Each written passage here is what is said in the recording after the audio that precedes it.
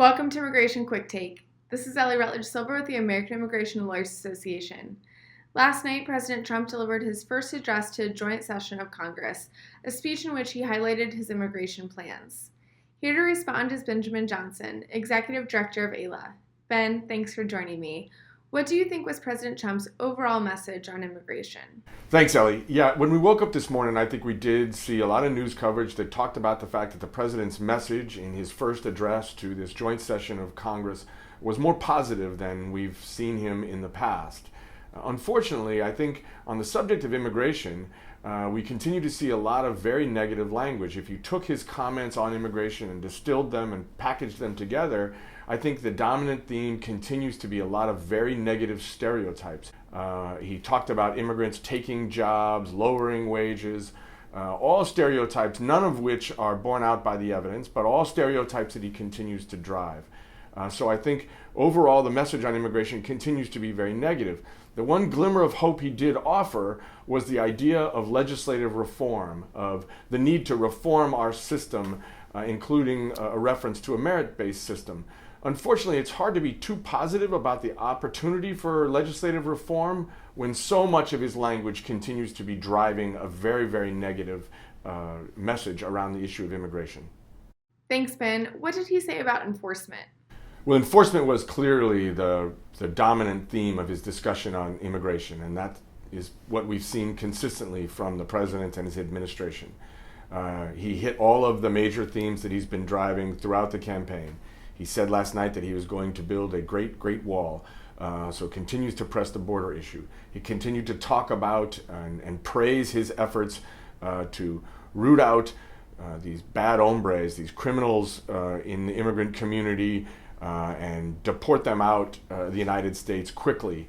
He continues to talk about immigrants, as I said, as people that are stealing jobs and committing crime, and his desire to develop enforcement mechanisms that fit that narrative.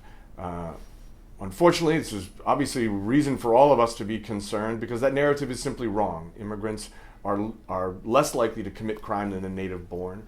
The overwhelming weight of the evidence shows that immigrants are net contributors to our economy.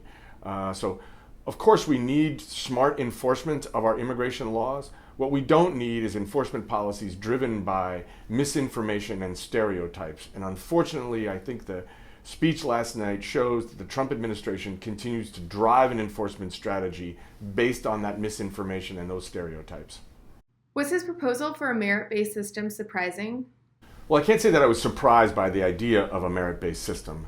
The timing of it, I think, was surprising last night. It came on fairly suddenly. But the truth is the merit-based system is an idea that's been out there for a long time. The biggest concern about the merit-based system is that most recently it's been used as code word for doing away with family-based immigration or severely limiting family-based immigration and severely limiting less skilled immigration into the United States.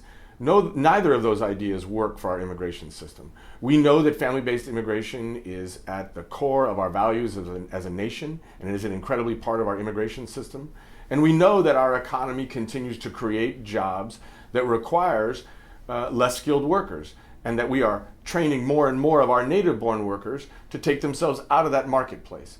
So less skilled immigration is a way for businesses and those areas of our economy to fill a legitimate need that we have for those workers. Severely restricting less skilled immigration simply because we like high skilled immigration might make for great politics, but it's bad policy.